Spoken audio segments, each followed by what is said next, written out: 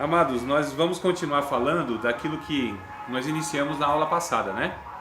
Que foi a respeito da pessoa do Espírito Santo como Deus, né? Como sendo uma das pessoas da Trindade. Então, igual ao Pai, igual ao Filho. Fala-se a terceira pessoa da Trindade, mas não porque é hierarquia, né? Ah, o primeiro é o Pai, o segundo é o Filho e o terceiro é o Espírito Santo. Não é por isso. Porque na manifestação histórica, as Escrituras vão apresentando de uma forma mais clara, mais explícita, o Espírito Santo como sendo essa última pessoa nesse processo de resgate da humanidade, né? Então eu disse para vocês que o Pai é aquele que no Antigo Testamento mostra conduzindo, resgatando o povo, se revelando aos profetas, né? Por meio dos sacerdotes, profetas, e o Novo Testamento então vem trazendo o Filho como se oferecendo para resgate da humanidade, e o Espírito Santo aplicando então essa obra de Cristo nas pessoas, convencendo do pecado, da justiça e do juízo. Então terceira nesse sentido, porque a gente vê essa sequência. Mas no Antigo Testamento a Trindade estava fazendo tudo junto. No Novo Testamento, em Jesus, a Trindade também estava junto. E como também hoje o Espírito Santo está junto com o Pai e com o Filho. Não é que cada um trabalha independente um do outro.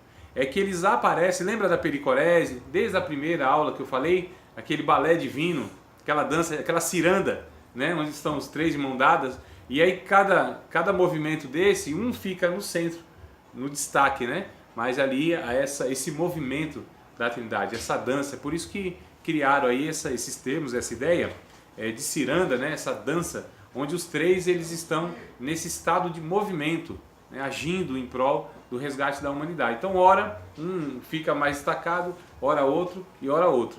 Então é por esse motivo que a gente fala a terceira pessoa da Trindade. Mas não é menor do que os outros, é Deus, tá? E a gente vai ver hoje alguns atributos do Espírito Santo que o Pai tem e que o Filho tem, os mesmos. Vamos abrir a Bíblia, irmãos, no Salmo 139, versículo de número 7. O Pai, ele é apresentado como onipresente. Boa noite. E presente também, alguns estão agora. Coisa boa. Salmo 139, verso 7. Quem chegou já chega abrindo a Bíblia, ligando a Bíblia, acessando a Bíblia, pegando carona com a Bíblia aí, não sei. Não, tá aí todo mundo com a sua espada. Salmo 139. Os irmãos com a espada e os dois ali com canivete, ó. Essa espada aqui é boa, meu. Essa espada aqui tem várias versões. Aqui. Vamos lá, Salmo 139, versículo de número 7. Aqui vai falar sobre a onipresença do Espírito Santo. Então, os mesmos atributos que só pertencem a Deus, irmãos, tá bom? Nenhum outro ser tem esses atributos, né? Então, alguém pode ler, por favor? Para onde me irei do teu Espírito? Ou para onde fugirei da tua face? Olha só, subir o céu, né? Tu estás, se eu descer lá e fizer minha cama no inferno, tu também estás. Então, para onde fugiria do Espírito? O Espírito de Deus, visto que ele está em todos os lugares, como está o Pai e como está o Filho. Então, a Bíblia vai mostrando aí que ele é onipresente também, igual ao Pai, igual ao Filho. Irmãos, no Antigo Testamento, na verdade, aparecem esses termos, né? O Espírito, o Espírito de Yahvé, o Espírito Santo, esse adjetivo do Espírito aparece no Novo Testamento. No Antigo Testamento só tem 3 passagens, tá certo? Que é Salmo 51, versículo, acho que é número 11, número 10, né? Salmo 51. No Antigo Testamento só tem 3 passagens. São curiosidades, né? Quem se interessar, anote. Então, não cai na prova. Não vale nota, mas é uma curiosidade. Então, Salmo 51, verso, acho que é o 11, deixa eu conferir aqui. Eu não anotei, não. Mas vamos conferir aqui agora. Esse adjetivo Espírito Santo, né? No verso de número 11, tá? Não me lances fora da tua presença e não retires de mim o teu Espírito Santo. Então esse adjetivo santo no Antigo Testamento aparece só em 3 passagens. A outra é no Isaías, capítulo de número 61. Isaías, capítulo de número 61. E quando eu falar 61, vocês não entendam o 61, porque não é o 61. É outro. Só agora eu vou achar. Tá, é o 63. 63. verso de número 10. A segunda passagem no Antigo Testamento que aparece o Espírito com esse adjetivo de santo é em Isaías 63 e 10. Mas eles foram rebeldes e contristaram o seu Espírito Santo, pelo que se lhes tornou em inimigo e ele mesmo pelejou contra eles. Então essa é a segunda passagem, irmãos, tá? A gente vai lá do outro lado da Bíblia agora para ver a terceira passagem. É nada, é o verso seguinte, irmão, é o 11. Todavia, se lembrou dos dias da antiguidade de Moisés e do seu povo, dizendo: onde está aquele que fez-o subir do mar com os pastores do seu rebanho? Onde está aquele que pôs no meio dele o seu Espírito Santo? Então, só essas três passagens no Antigo Testamento é que trazem, então, esse adjetivo que no Novo Testamento nós vamos ver demais. E aí é onde eu vou dar uma pequena ênfase aqui na nossa aula, tá bom? Nesse sentido do Espírito Santo, Espírito Santificador. O que é santificação? Tá bom? Que após o convencimento do pecado, né? Do pecado de ter matado Jesus, de ser culpado pela morte de Cristo, essa é a principal ação do Espírito Santo, convencer o ser humano do pecado. Após isso, então, a ação do Espírito Santo na vida do já regenerado, já arrependido, é santificado, e a gente vai trabalhar um pouco mais. Mas antes, vamos ver outros atributos aqui. A onipotência, por exemplo. Romanos capítulo 15, versículo de número 19, Romanos 15, 19. Vai falar que o Espírito, ele é onipotente. Ele tem todo o poder. Romanos capítulo 5, versículo 19, aqueles que participavam da escola dominical, era assim, professor, 15, 19. Isso, meu amado. Pode ler, por favor, Ana.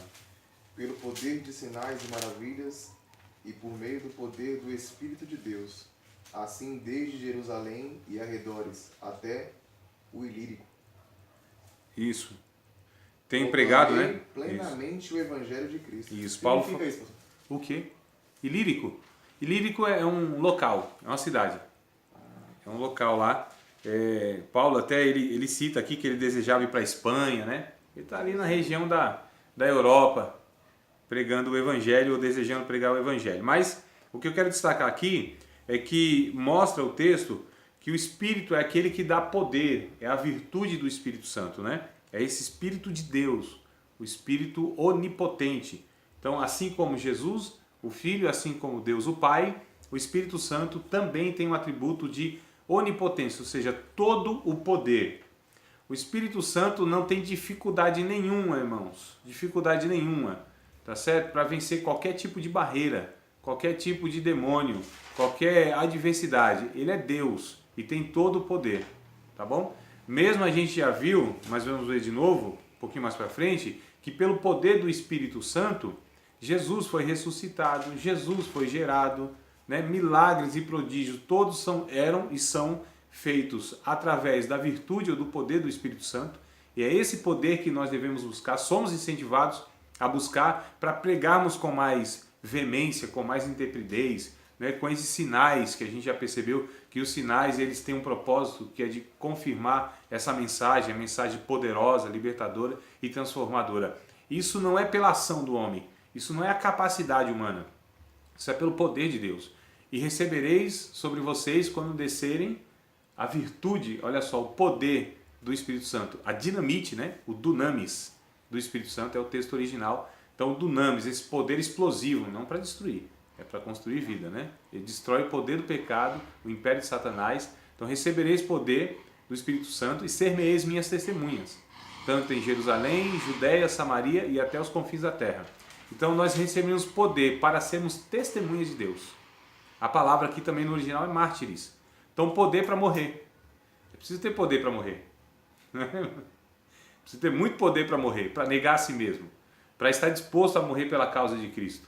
Então só pelo poder do Espírito Santo é que nós podemos então, e a Bíblia diz que a gente pode, na verdade, realizar tudo o que Jesus realizou, se for através do poder do Espírito Santo. Então ele é onipotente, né? Vamos ver a sua onisciência, 1 aos Coríntios, capítulo 2, versículo de número 10, um pouquinho mais para frente aí. Está em Romanos, né? Só 2, 3 páginas já chega lá, capítulo de número 2, de 1 aos Coríntios. versículo... Ah, interessante, a gente acho que viu isso aqui na hermenêutica, na matéria hermenêutica, né? Pô, esse negócio tá tão confortável aqui, eu tô quase cochilando aqui, o negócio tá muito bom demais. Né? Se eu fechar os olhos aqui, é arrebatamento, tá, irmão? Espera que eu volto e trago alguma coisa. Vamos lá? Primeira aos Coríntios. Primeiro aos Coríntios. Que aqui, meu irmão, pega aqui, já tem um aqui pronta. Aqui, ó, tem logo duas. Isso, pode fechar aí se quiser. Isso aqui ao vivo é assim mesmo, viu? Depois a gente arruma esse negócio. Pega aqui, mas não tem lá caneta, tem duas. Isso, coisa boa. Então vamos lá, amados. A gente viu em hermenêutica, mas eu quero recapitular isso aqui, porque a gente tem quando se pega uma tirinha, um versículo isolado, aquela interpretação que a gente aprendeu que possivelmente vai ser errada também, né? Quando a gente pega um texto fora do seu contexto. Então, o capítulo 2, o verso 9, nós ouvimos bastante, não sei vocês, mas pelo menos eu já ouvi bastante ele isoladamente, que diz, olha, mas como está escrito, as coisas que o olho não viu, o ouvido não ouviu e não subiram ao coração do homem, são as que Deus preparou para os que o amam. Aí na sequência o povo fala, olha, Deus tem coisas que ainda não te revelou, que vai te revelar, baseado nesse texto. Não é? Agora se a gente ler o verso seguinte, o 10, que é a recomendação de hermenêutica, leia o texto todo, que às vezes se resolve a questão, mas Deus nolas revelou pelo seu Espírito, porque o Espírito penetra todas as coisas, ainda as profundezas de Deus. Ou seja, o Espírito é aquele que tem todo o conhecimento, e é ele que revelou para o salvo tudo aquilo que é necessário. Então, tudo que é necessário a respeito de Deus, do Evangelho, da nossa vida, das doutrinas da Bíblia, o Espírito Santo ele tem todo o conhecimento, irmãos. E ele nos revela, ele compartilha isso com a gente, esse conhecimento. É por isso que nós sabemos tudo. Não há necessidade que ninguém nos ensine nada. Por quê? Porque nós temos a unção do Espírito Santo. Não é isso? A gente vai ver um pouquinho mais para frente aqui daqui a pouco. Nós temos a unção do Espírito. Vós tendes a unção, o texto, na verdade, que nem vai colocar a unção do Espírito. Vós tendes a unção, que é 1 João, daqui a pouco a gente lê lá. Então essa unção diz respeito à pessoa do Espírito Santo em nós. E é acho que não sei se foi aula passada, outra ocasião, que a gente disse que todo o regenerado, todo o discípulo de Cristo é ungido. Todos, sem exceção, irmãos. Foi alguma aula, não foi? Foi na aula passada. Na aula passada? Então, é que eu falo tanta coisa para mim faz tanto tempo. Então foi semana passada. Então todo o discípulo é ungido, irmãos. Não existe essa questão de discípulo é ungido e outro não. E um mais e outro menos. Também não existe. Porque o Espírito que reside em nós, em todos os salvos, é dado o conhecer os mistérios de Deus, que para nós já não é mais mistério. Era mistério antes que a gente não conhecia o Evangelho. E para nós não fazia sentido um monte de coisa. Porque nós éramos quem? Homem natural. Que é o que vai dizer a sequência do texto aqui, 1 aos Coríntios 2, vai dizer que o homem natural não entende nada. O espiritual discerne bem tudo e de ninguém é discernido. Por quê? Porque o Espírito de Deus nos fez espirituais, nos compartilhou a sabedoria, o conhecimento, a revelação. Amados, o Evangelho só vem por revelação. Não vem por apenas um conhecimento teórico. Não vem porque a pessoa apenas leu a Bíblia, não vem porque um professor lhe ensinou alguma coisa, vem por revelação. Se o Espírito não revelar Jesus na vida de uma pessoa, essa pessoa não tem como conhecer a Cristo. Conhece na letra, mas na revelação da sua vida pessoal não conhece, não é regenerado. Então é impossível alguém ir até Cristo se o Espírito Santo não trouxe Cristo a essa pessoa. Interessante isso, porque o próprio Jesus disse, o Espírito que vier, ele vai testificar de mim. É ele que vai fazer vocês lembrar tudo o que eu falei, tudo que eu sou, inclusive. Né? Então é o Espírito que faz isso, convence o ser humano, convence o homem. É por isso, amados, que quando a gente vai evangelizar alguém, quando a gente quer que alguém aceite a Cristo, é muito melhor que a gente ore bem mais e fale bem menos. Tem gente que faz o contrário, né? Fala muito e não ora nada. É igual um dia uma irmã disse para o pastor, eu tenho falado tanto para o meu esposo Jesus, tanto, mas tanto, faz tanto tempo, E aí o pastor disse assim, então inverte, irmã. Se não está dando certo esse negócio, deixa de falar de Jesus para o seu esposo. Fala do seu esposo para Jesus. Bem melhor. Ou seja, oração, amados, né? Para que o Espírito Santo venha sobre aquela pessoa. E aí 1 ou 2 palavras. A vida e o testemunho é muito mais eficaz nessas horas, muitas vezes, porque é o Espírito que convence. Tem gente que quer fazer com que o outro aceite Jesus assim, na minha terra, na nossa terra, a pulso, né? Na marra, na força do braço, naquele ímpeto, naquela avexamento, naquela agonia, né? E aceita Jesus, senão não é assim, amado. Então a gente precisa saber que é o Espírito que revela Cristo, é o Espírito que abre o entendimento, a compreensão, que faz essa conversão, é o Espírito que traz a luz sobre a vida das pessoas. Então ele é onisciente, ele tem todo o conhecimento. Não é que ele conhece muita coisa, ele sabe de tudo, toda hora, o tempo todo, de uma forma plena. O Espírito Santo, ele sabe o que vai acontecer lá no final da história humana. O Espírito Santo conhece todos os nossos pensamentos, aqueles ainda que a gente nem pensou. Já pensou nisso?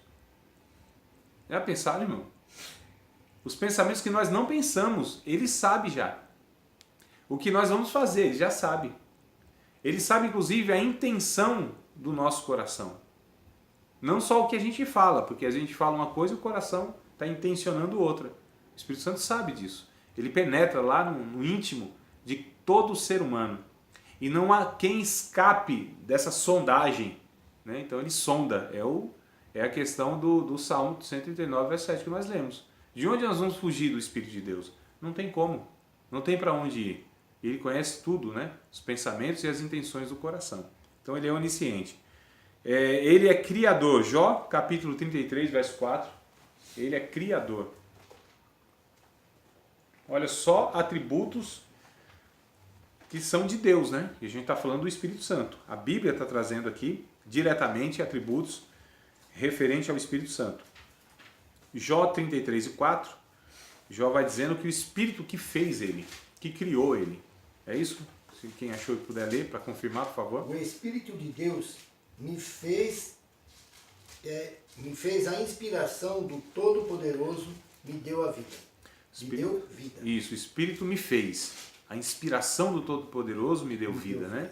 Então é o Espírito de vida, é o Espírito que cria, é o Espírito Criador que estava lá em Gênesis capítulo 1, junto com o Pai e junto com o Filho, criando a terra, né? Então o Espírito de Deus pairava sobre a face do abismo, havia um caos, havia nada, havia um abismo.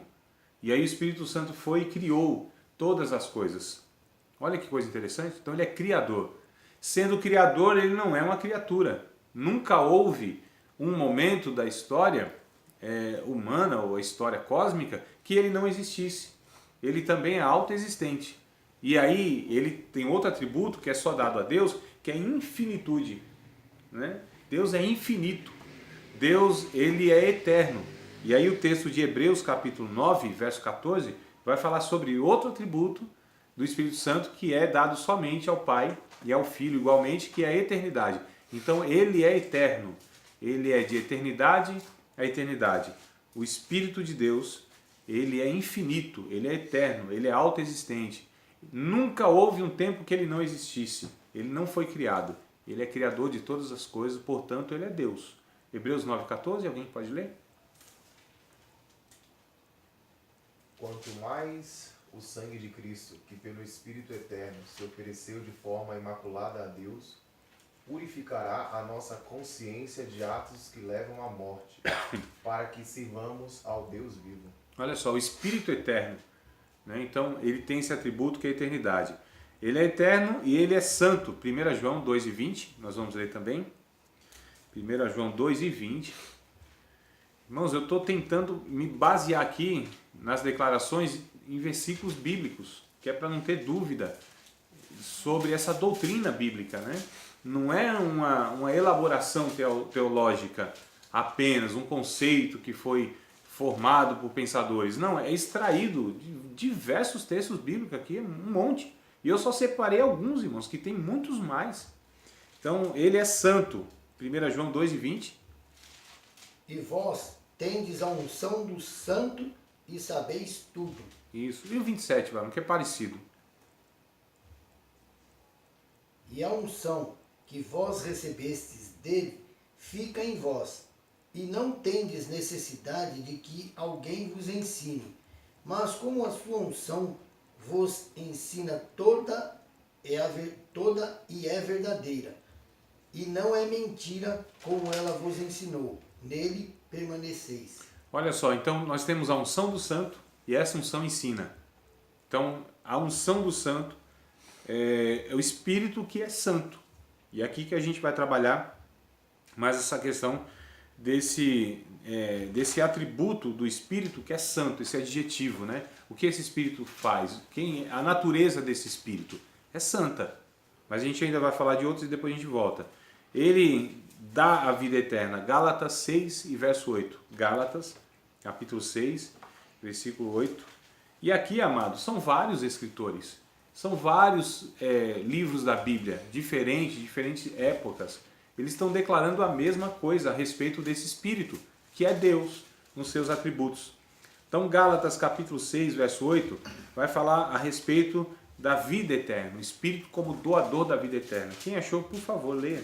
Porque quem semeia na sua carne, da carne ceifará a corrupção, mas quem semeia no Espírito, do Espírito ceifará a vida eterna. Isso. Então, do Espírito ceifa a vida eterna. Ele é doador da vida eterna. O João, Evangelho de João, capítulo 7, verso, deve ser lá para o 39, né? Que eu lembro que é desde o 37 que Jesus vai falando a respeito dessa fonte que jorraria da vida daquele que o aceitasse, aquele que bebesse da água que ele tinha para dar. E ele estava falando que essa fonte que jorra do interior da pessoa até a vida eterna é justamente a respeito do Espírito Santo que eles ainda não tinham recebido. É o verso 39 do capítulo 7, né? Isso. Que ele vai falando. Então, o Espírito, Jesus falava a respeito do Espírito Santo que ainda não lhes fora dado. Então, esse Espírito que jorra a vida eterna. Eu acho muito interessante o Salmo 91, irmãos, que diz: aquele que habita no esconderijo do Altíssimo, a sombra do Onipotente. Não é esse não. É o Salmo 46, né? Deus é o nosso refúgio, fortaleza, socorro bem presente na angústia, pelo que nós não temeremos, ainda que os montes se transportem para o meio dos mares, ainda que as águas rujam e se perturbem, há um rio cujas correntes alegram a cidade de Deus, os santuários da morada do Altíssimo, Deus está no meio dela e tal. Então, esse rio que alegra a cidade de Deus, aqui no João, o Jesus dizendo que é o próprio Espírito Santo. É esse rio, esse rio caudaloso de vida. O que nos dá vida, irmãos, é andar em comunhão com o Espírito Santo. Vida e vida com abundância. A gente pode até chegar a uma conclusão que muitos de nós talvez não experimentem essa vida com abundância, essa vida contínua, essa vida que não cabe em nós, que transborda, né? Que é tão abundante que transborda. Talvez pelo fato de não termos uma comunhão adequada, intensa, suficiente, fervorosa com essa pessoa que nós chamamos de Espírito Santo e que é Deus e que habita em nós. Esse é o tempo para vocês dar glória a Deus. Glória a Deus. Amém. Mas será que, Ainda bem. professor, mas não é porque as pessoas não entendem dessa forma? Ver o Espírito Santo só como aquele que consola, que convence e que tem todas aquelas ações espirituais, a gente não entende isso. Por conta do entendimento é que deriva a mau comportamento, sem dúvida. Um pastor da outra igreja onde a gente congregava, ele falou que Deus estava, ele falou assim para mim, com essas palavras, eu não sei se é o certo. Ele falou que Deus estava lá, no lugar onde ele sempre esteve, que Jesus veio, tá lá intercedendo por nós, mas quem está fazendo a obra aqui é o Espírito Santo. Na realidade, ele falou que o Espírito Santo nos empurra para Jesus, nos direciona para Jesus, ele está conosco o tempo todo, mas a gente não dá honra para o Espírito Santo, porque o Espírito Santo ele não é para aparecer mesmo. Sim. Mas ele faz todas essas funções, a gente não percebe e a gente não dá honra para o Espírito Santo. Foi o que eu falei semana passada, né? Que dificilmente... É mais ou menos isso mesmo? Ele fala, às vezes a gente se reporta a Deus, né? Ele falava assim, mas você tem o Espírito Santo e tem Jesus. Sim. Né? E aí a gente fica, Deus, mas na realidade o o que a gente tem acesso é isso, porque ele falava assim, Deus olha pra gente e vê o sangue de Cristo. Sim. Né? E aí eu fiquei, nossa. Para explicar a Trindade é meio complicado porque a gente se atrapalha na compreensão, né? Se nós somos a habitação do Espírito Santo, no Espírito Santo nós temos relação com Deus. E eles são inseparáveis. Não é que o Espírito Santo está na terra e o Pai no céu. Foi isso que ele... Não, aí é uma compreensão equivocada. Porque o Espírito Santo é onipresente. O Espírito Santo não está, ele é. Essa que é a questão. Não há um estado, não há uma geografia onde o Espírito Santo ele atua, ele se manifesta, ele está. Não, ele é. Se ele é Deus e nós acreditamos que ele é Deus, e se Deus ele abarca tudo, né? Ele envolve tudo, tudo está em Deus, então tudo está no Espírito Santo. E o Espírito Santo está, no caso, em tudo no sentido de que nada foge dele. Então é por isso que quando as pessoas às vezes não entendem a questão da Trindade, que eles são inseparáveis, e então às vezes começa a querer fazer isso. O Espírito Santo está aqui na terra, o Pai no trono e Jesus lá no lado direito intercedendo. Não, amados, eles são onipresentes os três. Eles estão. Agora, evidenciado está o Espírito Santo por conta dessa aplicação que ele faz, né, da obra, por esse convencimento, por essa presença que ele se manifesta em nós. Mas aquele que tem o Espírito Santo tem o Filho e tem o Pai. Quem recebe o Filho, recebe o Pai e o Espírito Santo. Eu fico com Foi aquela isso. frase, é muito difícil não. barro entender o oleiro, Sim. né? Mas eu acho que dá pra gente se aproximar nessa compreensão de que assim, eles três são um. Deus, em essência, em natureza. O que um tem, o outro também tem, igualmente. Ou seja, se o Pai é onipresente, está em todos os lugares, igualmente o Filho e igualmente o Espírito Santo. Então aí, por isso que eu acho meio estranho essa questão de você falar, não, o Espírito Santo está aqui e o Pai está lá. Não tem como. Essa explicação. Então, aí eu acho que já é uma compreensão equivocada, né? Quando você quer fazer essa separação. Então, talvez ele quis explicar aquilo que... Ou foi por um caminho que já é errado. E aí muito influencia, né? Porque você ouve algo de um pastor. Claro, a E gente aí as forma pessoas, opinião, né? Um pequeno grupo ficou, eu não falo mais com Deus, agora eu só falo com o Espírito Santo. E o Espírito Santo é Deus. E quem fala com o Espírito Santo, fala com o Pai e fala com o Filho. Não tem como você chamar um de canto, só o Espírito Santo, só nós aqui. Não, que o Pai Não dá saiba. nada pra Deus, não, hein? Não tem como, mano. Então, assim, muitas vezes a gente projeta em Deus as nossas experiências humanas e aí vai comparando dessa forma humana, né? Então não tem como. Embora sempre a nossa linguagem ela vai ser muito pífia, muito tosca, muito parca, muito miserável para falar a respeito de Deus. E a gente só tem as nossas experiências. Mas a gente tem que entender que Deus vai para além, infinitamente além de tudo isso. Então é muita cautela quando a gente faz uma comparação. É por isso que eu evito algumas comparações, como por exemplo, a gente pega o ovo para exemplificar a Trindade. A casca, a gema, a clara, a água, todo estado sólido, líquido, gasoso, tudo é H2O. O sol na luz, no astro, na intensidade. O que mais, meu Deus do céu, que comparam aí? E outras coisas mais, né? Mas não tem comparação. Não há comparação, amados. Nós estamos falando de Deus. Deus. Simplesmente Deus.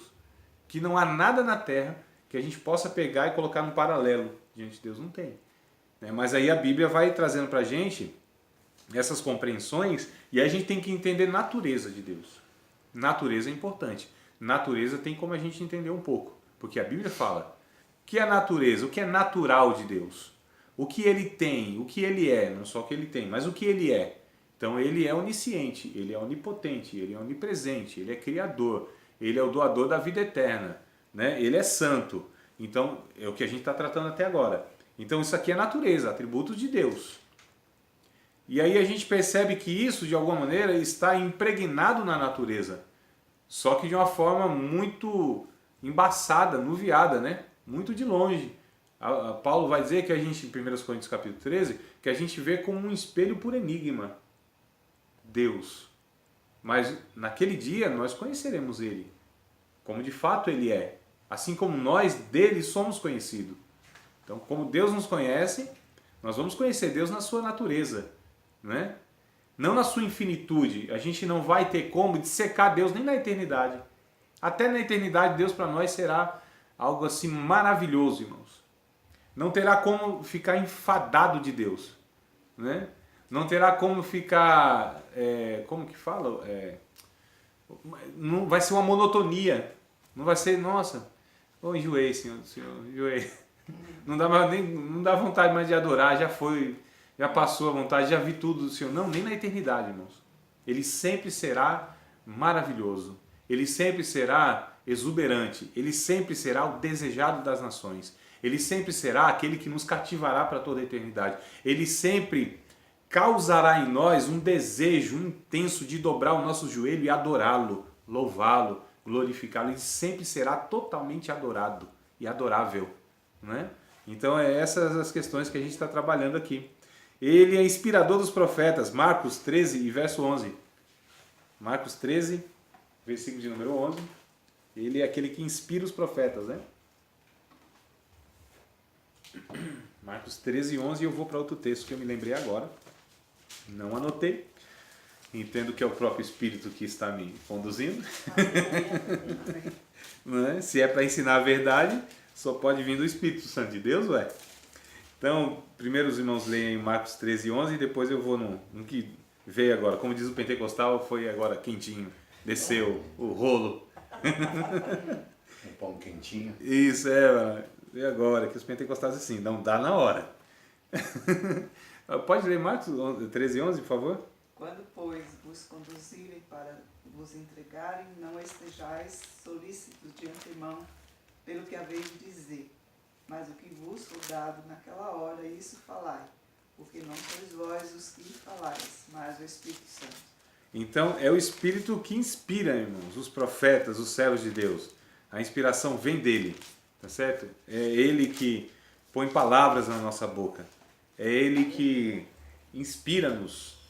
É ele que enche a nossa mente e o nosso coração das palavras de Cristo, né? É o Espírito Santo.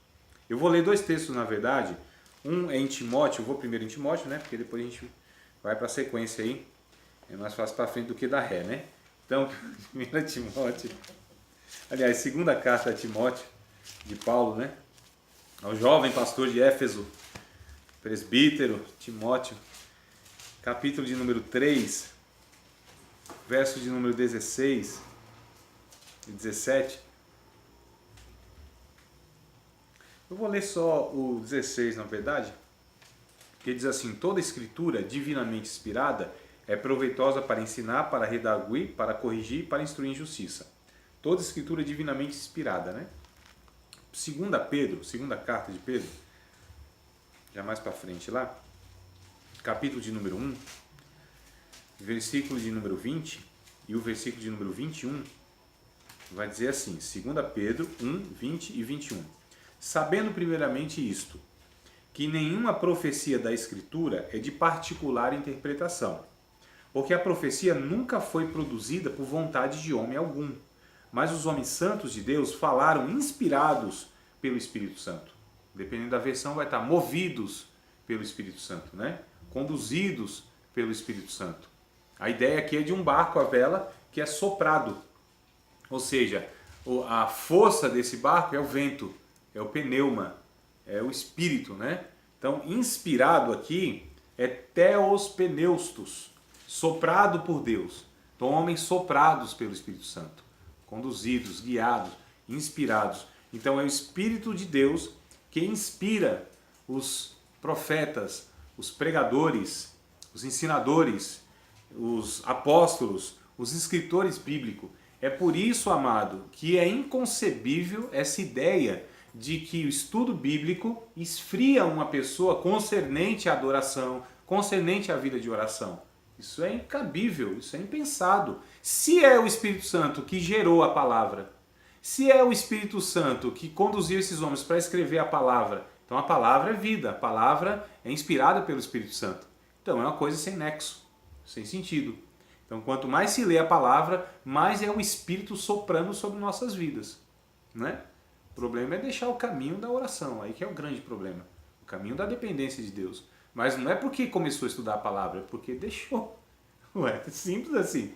Né? Porque como algo inspirado pelo Espírito Santo vai me causar frieza espiritual? É impossível, né? É um negócio meio de doido, esse pensamento aí. O Espírito Santo, ele influencia o salvo. Vamos ler o texto de Romanos? Romanos capítulo 8, versículo de número 9. Desculpa, irmãos. Antes disso, eu quero ler, só para fechar esses atributos e tal, né? Do Espírito Santo, Atos 5, verso 3 e verso 4. Aí a gente fecha essa questão dos atributos e eu quero falar mais da ação prática do Espírito Santo na vida dos cristãos, tá bom? Então, Atos dos Apóstolos, capítulo de número 5, versículo de número 3 e o versículo de número 4. Alguém achou? Por favor, pode ler.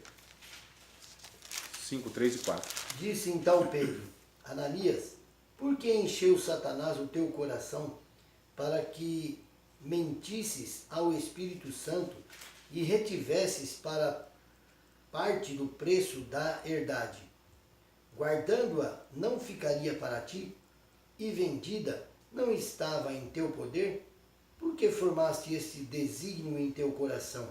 Não mentistes aos homens, mas a Deus. Então, verso 3, Pedro está falando, você mentiu ao Espírito Santo, não é isso? Isso. No verso 4 vai estar dizendo, você não mentiu aos homens, você mentiu a Deus. Ou seja, o Espírito Santo é Deus. É a declaração mais clara, irmãos, mais explícita aqui. Então, para finalizar, porque o Espírito Santo ele é onipresente, ele é onipotente, onisciente, é criador, é eterno, é santo, é santificador, é doador da vida eterna, é inspirador dos profetas e, por último, é Deus. É Deus, amados. Não mentisse aos homens, mentisse a Deus, porque mentisse ao Espírito Santo e o Espírito Santo é Deus. É claro aqui o texto, né? Como todos o que a gente está trazendo aqui, sobre essa assertiva direta sobre a pessoa do Espírito Santo e sua natureza e atributos. Então, irmãos, com tanto texto assim, é impossível a gente concluir que o Espírito Santo não é Deus. Né? Aí, não é claro, né, mano? Está escrito. Mas eu acho que assim, na rotina, na dinâmica da conversão, na igreja, não é falado dessa forma. Não. Pelo menos ou eu não entendi. A igreja... Eu tive um delay, assim. A igreja, infelizmente, irmãos, pelas pregações, não supre essa necessidade do ensino, do discipulado. É isso aqui. É curso de teologia. É discipulado, é estudo proposital, intencional, direcionado. Né? Algo que há um propósito quando você se reúne para estudar tal tema, tal assunto. E, infelizmente, muitas igrejas não têm essa proposta. Infelizmente. E é por isso que não se chega a essa compreensão clara e a gente vê pessoas há 10, 15, 20, 30 anos na igreja e não tem essas compreensões que nós estamos adquirindo aqui, só pelo fato de nós decidirmos nos reunir para organizar o estudo. É isso aqui, teologia. Teologia é o estudo intencional e organizado. Ponto. Tá vendo? Falam tão mal de teologia, né? Só isso. Porque teologia todo mundo faz. Deus é bom. Isso é uma declaração teológica. Você está trazendo um adjetivo para Deus, a bondade, ele é bom. Então todo mundo, todo cristão, ele faz teologia. A pergunta é, faz organizada? Faz corretamente? Faz adequada? Né? Essa é a pergunta, porque teologia, todo mundo abriu a Bíblia, leu alguma coisa, falou alguma coisa a respeito de Deus, você está fazendo teologia, você está elaborando alguma coisa. E o próprio fundamento, né? Começo, meio e fim. Isso. Nós somos racionais. Deus é racional no sentido que ele se comunica de uma maneira que é compreensível, entendível. A gente tem uma fé que é uma fé dada ao místico e aquilo que não pode ser explicado. Mas não, irmãos, a nossa fé ela é racional. O nosso culto deve ser racional, a Bíblia diz isso. Né? Quando a gente apresentar o culto a Deus, tem que ser um culto racional. Um culto onde o entendimento ele trabalha mais do que as emoções, foi o que nós falamos na aula passada. Essa ênfase demasiada aos sentimentos, às emoções, amados, nos torna pessoas que se movem e vivem pelos instintos, pelos estímulos, pelas sensações, pelos arrepios, né? Pelos calores e tudo mais, mas nunca pelo entendimento. E nós somos seres racionais, meu Deus do céu. E a fé é racional. E Deus se comunica na linguagem racional. Então, a fé é muito mais racional, é muito mais o saber do que o sentir. É que o saber é, às vezes, colocado de uma maneira negativa, né? Não é um saber filosófico humano, um racionalismo humano que nós estamos falando. Nós estamos falando de uma comunicação de um Deus inteligente, de um ser inteligente que se comunica pela inteligência, mas a inteligência é dele. As categorias, o racional e a sabedoria nas categorias divina e não humana. É aqui que a gente vai diferenciar essa questão. Não é sabedoria de homens. Isso não vem, como eu disse, por um esforço humano, por uma capacidade intelectual humana, mas por revelação de Deus. Mas onde Deus se revela? No coração? Não. Deus se revela no entendimento, que é chamado de arrependimento. Mudança. A categoria, irmãos, que a gente pensa já não é mais aquela que a gente pensava antes. Agora são categorias divinas. Nós recebemos, concluindo o capítulo 2 de 1 Coríntios, no verso 16, nós temos a mente de Cristo. Não diz que nós temos o coração de Cristo. Temos a mente de Cristo. Né? Paulo disse, eu não sinto em quem tenho crido, eu sei em quem tenho crido. O Jó, ele disse também, eu sei que o meu Redentor vive. Ele disse, eu não sinto que o meu Redentor vive. Naquele momento não estava sentindo nada positivamente, né?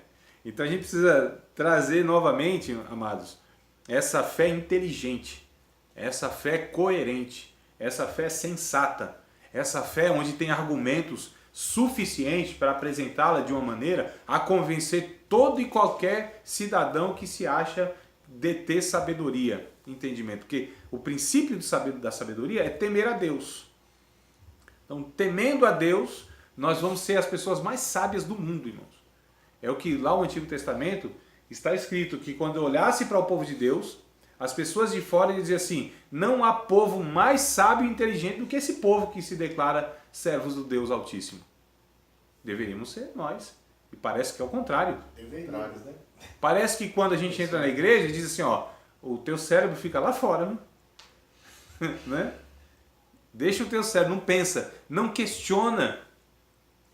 Não é, irmão, um negócio assim meio de doido? Que o crente, quando ele quer questionar alguma coisa, é falta de fé, tem que crer somente. Como assim? Depende. Há ocasiões que foge da nossa capacidade de compreensão. É fato. Isso é fato. Ele não está dizendo aqui que pelo saber, pelo entendimento, se chega ao conhecimento de Deus. Pelo contrário. Porque Deus veio até nós, nós conseguimos então compreendê-lo. Porque Ele se revelou a nós. E Ele se revelou a nós pelo entendimento, volto a dizer, pelo raciocínio. Ele trabalha na mente. É através da pregação. A pregação contém argumento. A pregação contém palavra. A pregação contém um nexo, onde atinge o meu pensamento. Não é, amados? Pregação. A fé vem por onde? Por sentir? Pela oração? Por ouvir a pregação. E a pregação de Cristo. Então é pela palavra, irmãos. Pela proferir palavras inteligíveis, que se compreende, que pode se juntar e trazer um raciocínio e aquilo faz sentido. Porque o Espírito está agindo através dessas palavras. João capítulo 6, verso 63. Jesus disse, as minhas palavras são espírito e vida. Uma palavra, né? E a gente precisa voltar a dar ênfase à pregação, por exemplo, nas igrejas, ao ensino sistemático, ao discipulado. Então, discipulado, muitas vezes as pessoas pensam que é dar uma apostilazinha lá, joga numa sala, 5, 6, 12, 13, lição, sei lá o que, e tá discipulado. Vai lá, meu filho, faz a obra. Discipulado é uma vida, irmão. Discipulado é caminhar, discipulado não para nunca. Timóteo foi, né? Timóteo foi pela avó. Sim, Isso. mãe, vó, desde a meninice. Então, desde pequenininho, o menino ali já era o menino. Era novo, mas não era mais menino. Mas ali já era um pastor, mas desde pequenininho. Esse discipulado, né? Esse discipulado que deve ser feito pela igreja em todo momento, para todo sempre, irmãos. Discipulado não é onde você pega uma cartilha, dá para uma pessoa e vai lá dar um certificado para ela e tal, e fala, já tá bom. Aqui já concluiu, se formou. Ninguém se forma. Não há conclusão, não há certificado de discipulado. Discipulado é até o fim da vida, é uma caminhada contínua com Cristo. É um partilhar de vida, é andarmos juntos, aprendendo uns com os outros. O senhor mencionou aqui ou foi em outro vídeo que eu vi que você ficaria muito triste se o seu filho se convertesse por outra pessoa? Fui eu que falei. Não sei se foi aqui ou foi alguma aula que eu vi. Foi em outra aula, deve ter sido. Acho Sim. que foi de batalha. O papel é meu. O papel é meu de ensinar. Mas isso tem se perdido. Eu te perguntei isso porque ontem eu recebi um vídeo do Jesus Cop e eu falei que pra mim há uma importância em eu falar de Jesus na minha casa, para as minhas filhas, não só na rotina diária, de quando você vê um acidente ou uma coisa, né, na TV e você cita, mas de você ter um tempo reservado. Assim, Ensina o teu filho assentado em tua casa, levantando, deitando, andando pelo caminho. Que você senta, você fala, vamos colocar um louvor, vamos estudar um pouquinho e aí me conta o seu São os dia. devocionais, né, que a gente Isso desprezou. aí, ai, mas você tá muito sistematizado. Não. Eu falei, mas Os precisa, cultos mas eu domésticos que nós abandonamos, não é, mano? Essa questão mesmo de você... Porque assim, você falou sistematizado, eu lembrei agora. Tudo que a gente tenta organizar diz que não é de Deus, mano. Não pode ser de Deus organizado, metódico, coisa assim, né? Sermão. Preparar. Não pode ser de Deus. Sabe por De quê? Deus é só bagunçado. Quando você entende, você aplica melhor. Quando Claro. você entende o processo para cozinhar, depois você faz o Claro. arroz, não é mais aquele... Né? Então eu acredito que a palavra de Deus é a mesma coisa. Se você entende, Sem você vai dúvida. conseguir aplicar. Claro. Hoje eu vou ver o Espírito Santo de uma outra forma. Claro, irmãos. Sem dúvida. O entendimento, a compreensão, é isso que Deus quer trazer a nós. Quem Ele é. A nossa mente tem que ser construída segundo a mente de Cristo, que sabia quem Ele era, qual era a sua missão e quem era Deus. É isso que a gente precisa saber. Isso vem pelo... E o discipulado, ele custa. O discipulado é demorado. O discipulado não traz resultado imediato. O discipulado demanda muito tempo, dinheiro, investimento, coisas que essa geração não quer, irmãos. Pensar, jamais. Essa geração quer tudo rápido. Essa geração quer resultado logo. Essa geração, e principalmente líderes, né? Essa geração não quer gastar muito dinheiro em pessoas, em vidas, isso não é muito interessante. Arquitetura, sim. Prédio, sim. Bem, sim. Mas em gente, pouco se investe. Pouquíssimo, pouquíssimo. Então eu falei o quê? Eu não lembro mais. Perdi o raciocínio. Não, a gente estava falando sobre o discipulado. Não, aqui... Que essa geração, ela Não não quer- quer investir tempo. Quer tudo investir rápido. dinheiro, Quer tudo rápido, resultado rápido, não quer gastar dinheiro em gente, em objeto sim. Em objeto sim, mano. Num carro o cara dá 60, 70 mil. Mas pensar em pagar uma faculdade pro filho, um curso pro filho e etc, aí já pensa, fala, opa, né? Tem condição às vezes e não quer. Porque não vê como prioridade. Eu conheço pessoas que têm condição financeira de colocar o menino numa escola boa, que a gente sabe que está muito complicado as escolas públicas, né? Tem condição, se tem condição, põe. Não tem nada não, tem condição. Mas não faz isso. Mas paga 90, 80 mil reais no carro. Ou tem 2 carros. Né? Oh, e outros bens aí. Que tenha. Mas, amados, qual é a prioridade? Agora voltando, então. É aquilo que é imediato, aquilo que não custa dinheiro, aquilo que tem resultado rápido e a garantia. Tem que ter garantia também, senão a gente não investe nada, né? E o discipulado é tudo isso aqui ao contrário. Demora demais, não tem garantia nenhuma, resultado talvez a gente nem veja muito lá na frente. Vai demandar muito esforço nosso, tempo é uma coisa que a gente não tem. E isso tem quando dá prioridade, né? Tem quando quer. Então, não tenho tempo para teologia, não tenho tempo para estudar, não tenho tempo para parar uma hora em casa com a minha família, não tenho tempo. Não tem tempo Porque coisa. escolheu gastar o tempo com a coisa errada. Conversa que não tem tempo o quê, irmão? Tem, tempo nós temos. A gente organiza mal, a gente não tem as prioridades para aquilo que a gente diz, não tem tempo. Não tem tempo para a esposa, é porque não é prioridade a esposa com o marido. Não tem tempo para os filhos, porque os filhos não é prioridade. Não tem tempo para ler Bíblia, para orar, porque não é prioridade. Não tem tempo. Aí o cara fala, não tem tempo, vai no médico, você tem que fazer exercício físico, porque você tem uma tendência aí, vai complicar a sua vida se você ficar sedentário. Não, doutor, não tenho tempo. Aí dá o tal do ataque do coração, sei lá, alguma coisa lá. Volta pro médico e diz, ó, se você continuar assim, você vai morrer. No outro dia, 5 da manhã, tá dando volta no quarteirão, irmão. Fazendo a caminhadinha. Falei, não tinha tempo, o que aconteceu? Ó, Então assim, depois de uns 3 anos, começa a fazer hidroginástica, entendeu? a questão é, arruma tempo quando é prioridade. Mas eu vou pegar Jesus no discipulado, o exemplo maior de discipulado. O melhor discipulador que eles podiam ter, Jesus. Né? 24 horas, 3 anos e meio. 24 horas, Jesus estava discipulando. Todo o tempo, irmãos, em todo tempo, em toda ocasião. Não havia uma ocasião que Jesus não aproveitava para ensinar. Ó, resultado de um engajamento de Jesus com 12 pessoas durante 3 anos, 24 horas. A vida prendendo tudo. Resultado, um trai, um se mata, 9 foge. Ó, resultado não teve. Demorou demais. Muito tempo depois que esses resultados vieram, Jesus não estava mais nem aqui. Mas é propósito, é convicção. Não estava. É aquilo que a gente deve fazer. Você citou também, não, acho que não foi aqui, foi uma aula que eu vi sua. Outra matéria, né? Você falou que antes de fazer, a gente tem que ser. É, sem Você dúvida. falou assim, aí se você não gastar tempo... Quem não é discípulo não vai discipular também, é fato. Aí você falou assim, as pessoas veem muita coisa, você falando na aula, né? Não lembro que matéria que era. Aí o senhor falava assim, muita gente quer fazer discípulo, mas você é discípulo? Você gasta tempo? Como que é a sua vida devocional, a sua vida de intimidade? E aquilo me marcou, sabia? Que bom. Ser e fazer. Né, que você falou, tem que ser e fazer. Quem é faz, nem todo mundo que faz é. A questão, imagina só um professor que não está disposto a aprender. Imagina só aquele que fica em pé para ensinar, mas nunca está disposto a sentar para aprender. Muito complicado isso aí. Imagina só aquele que quer sempre ensinar, discipular, corrigir e não está disposto a que esse processo também na vida dele continue. Não é? Então, nós todos estamos nesse processo de santificação, de maturação de Deus, crescendo em Cristo, aperfeiçoando e sendo aperfeiçoado, conhecendo e fazendo Deus conhecido. Olha só, irmãos, aprendendo e ensinando. Então é algo que a gente faz, todos nós estamos num processo onde Deus está agindo em nossas vidas, onde o Espírito Santo está fazendo isso em nossas vidas, onde o Espírito Santo está construindo a sua igreja e nós somos pedras nesse edifício.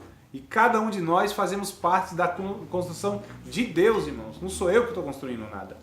E eu não construo na vida de ninguém, é Deus que faz isso. Enquanto me usa para construir na vida do outro, usa outro para construir na minha vida. E esse processo, essa partilha mútua, onde a gente tem desse culto, onde a gente se reúne, não tem revelação, não tem salmo, não tem doutrina. Faça-se tudo para a edificação da igreja. A gente vai para a igreja, amados, nosso culto é assim, um bando de consumidor vai para o self-service e quer ser servido pelo garçom. Quem é o garçom? O pregador, o pastor, a banda. Todo mundo senta lá, tranquilamente, quer ouvir uma palavra de Deus, quer sentir Deus. E ainda mais se o cara é pago, né? E tem que vir o pão quentinho, né? Tem. Fresco, fresco, fresco. Senão, coitado do cidadão lá, né? Ai, que dor, né, pastor? Porque às vezes eu também sou assim, eu também tô... Muitos de nós, Se amados, fosse olhar mesmo... ao invés de nós termos o culto bíblico, que Paulo vai dizer em 1 Coríntios capítulo 14, verso 26, que eu citei, onde todos nós vamos nos reunir para sermos usados por Deus para edificar um ao outro. Esse é o processo. Onde 1 Coríntios capítulo 12 é o Espírito Santo que dá os dons a quem quer, da forma que quer, coloca cada um na igreja para edificação. É o Espírito Santo que faz isso, quer usar todos. Não há ungido, não há profeta, não há o sabichão, não há o que tem contato com Deus assim, o Wi-Fi cheio, mais próximo de Deus, irmão. Né? Que não tem, todos são vasos de Deus. Diga, Barão. Na maioria das células, né, que a gente faz toda terça-feira, eu tento passar isso para as pessoas. Que bom, né? Eu falo assim, por mais que tenha um que esteja aqui em evidência, é questão de hierarquia da igreja, tem que ter. Mas não que seja através Alguém que deu dele norte, só... pelo menos, né? Deu nome, mas não é que a revelação vai vir através daquela pessoa. Eu falei, irmãos, é uma oportunidade de você abrir o coração e você edificar a vida do seu irmão. Porque de repente o seu testemunho vai me edificar. Então as pessoas elas têm essa dificuldade. Não, eu vou lá e fulano de tal ele vai ser usado por Deus, mas poxa... Que ele é vaso, eu não sou, né? O Espírito é o mesmo. O Espírito é o mesmo. Ele é vaso e eu sou vasilha, né? Tapaué, Tem caneca. dificuldade de entender isso. Tem dificuldade. Amado, e a Você gente aprendeu no vídeo isso aí, né?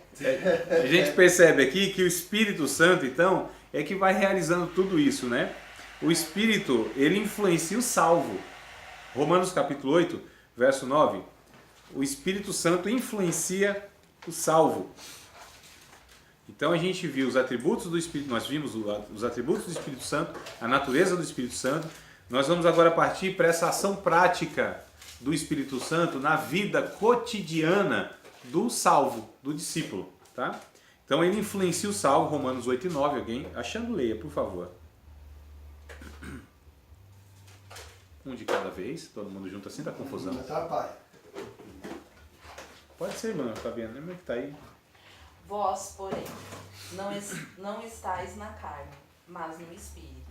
Se é que o Espírito de Deus habita em vós. Mas, se alguém não tem o Espírito de Cristo, esse tal não é dele. Essa é forte, como diz. Essa É forte Brasil, não é? Então, olha só, o Espírito Santo vai influenciando agora o salvo. 1 Coríntios capítulo 6, verso 19, vai falar sobre a compra, o resgate do Espírito Santo, nos fazendo o templo dele, morada dele. E ele, por sua vez, nos influencia, nos conduz, nos leva à adoração, nos leva a essa maturidade, nos leva ao quebrantamento, nos leva a glorificar a Cristo, nos leva a reconhecer os pecados, nos leva a servir a humanidade, nos leva a conhecer as nossas misérias, nos leva a pedir perdão a Deus, nos leva ao quebrantamento, Aleluia. nos leva à compreensão, nos leva ao desejo intenso de sermos como Cristo, nos leva a ancorarmos a nossa vida na eternidade, nos leva a nos desprendermos de tudo aquilo que atrapalha a nossa caminhada com Cristo, nos leva à morte, e essa morte de cruz, irmãos. Aleluia. Onde Cristo vai sendo em nós edificado, construído e em nós aparece. É o Espírito que faz isso. Então, foste resgatados por bom preço, é o que diz o texto aí, não é?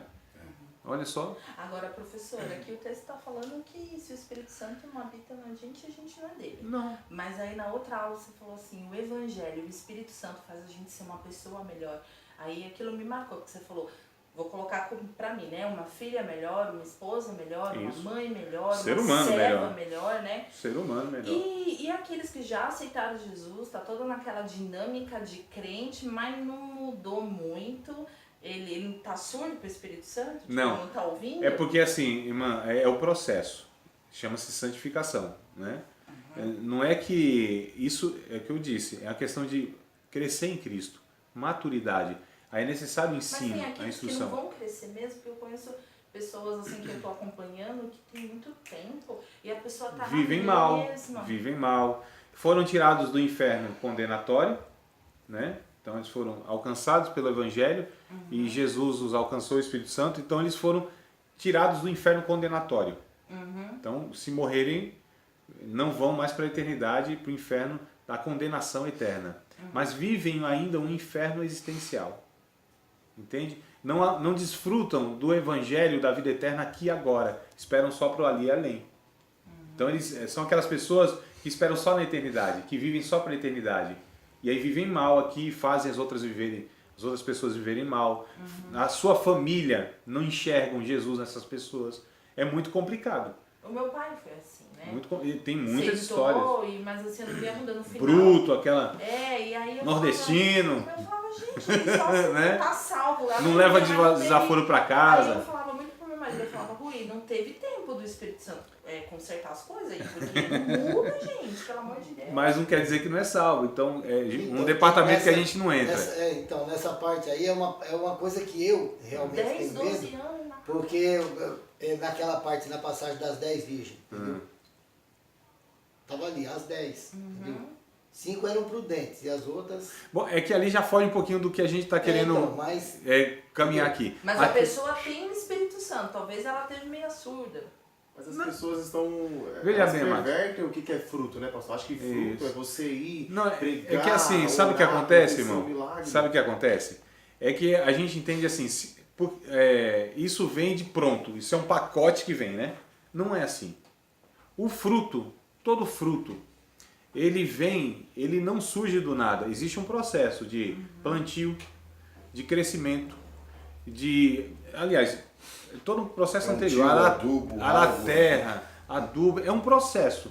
Até o fruto Planta, despencar outro rega, né? lá na ponta do galho. Ele é Né? aquela flor. Agora, se não tiver todo esse processo, esse engajamento, se não tiver, dificilmente, esse fruto não surge do nada.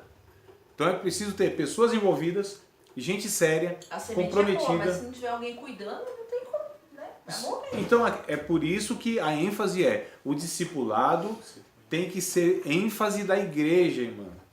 Entende? Entendi. Tem que ser ênfase dos pastores, dos obreiros, dos discipuladores, dos líderes.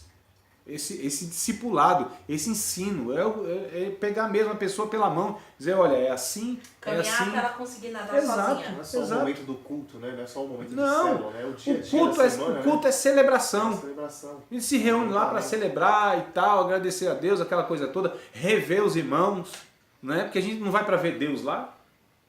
Quem vai para ver Deus. Então, é um monte de equívocos que a gente precisa corrigir e vai gerando tudo isso. É um efeito dominó. Né? Então eu não vou no culto cultuar Deus. Eu não vou no culto adorar Deus. Eu não vou no culto ver Deus. Como assim? Se Ele habita em mim, mora comigo. A adoração é a minha vida, é na vida. É fora do culto. Ali eu vou reencontrar os meus irmãos. Ali eu vou desfrutar de uma comunhão. Nesta comunhão nós somos edificados pelo Espírito. A minha adoração se dá no culto quando eu sirvo o irmão. Quando eu dou um abraço no irmão que está triste, angustiado, solitário. Quando eu abraço o irmão, o Espírito vem sobre nós. E edifica-nos, consola-nos, usa a minha vida. O Espírito Santo quer usar a minha mão para impor sobre a mão do irmão enfermo e curá-lo no nome de Jesus. O Espírito quer usar os meus ouvidos para que aquela pessoa que não teve ao longo do dia, ao longo da semana, ninguém para desabafar, quer me usar para que ela desabafe e eu seja somente um ouvido de Deus para essa pessoa, ou uma boca de Deus para essa pessoa, um amigo, um companheiro. É nessa dinâmica divina, a gente chama a ação dinâmica de Deus, onde Deus age através do seu corpo, onde Ele usa nós para nos curar. Deus usa pecadores para salvar pecadores, irmãos. Deus usa comedor de feijão como nós, certo? Para abençoar as outras pessoas. Deus quer fazer isso. Deus escolheu fazer isso. Não é que Ele precisa, é que Ele escolheu. Por isso que quando a gente vai ministrar na vida da pessoa, eu sou um cara que eu falo assim, cara, eu nem sei o que eu te falei. Mas olha, o que eu te falei, não sei de onde vem, mas a gente sabe que vem do Espírito. Mas para entendimento você fala, Espírito, Deus me usou de uma tal forma que nem eu esperava ser usado desta forma. Deus surpreendeu a ferramenta e o... A ferramenta e o prego, né? O martelo e o prego, né? É assim, amado. É Deus que opera tudo em todos, tanto querer quanto efetuar. É isso que a Bíblia diz, né? E é isso que a gente tem que fazer, viver. Nossa, amado, se nós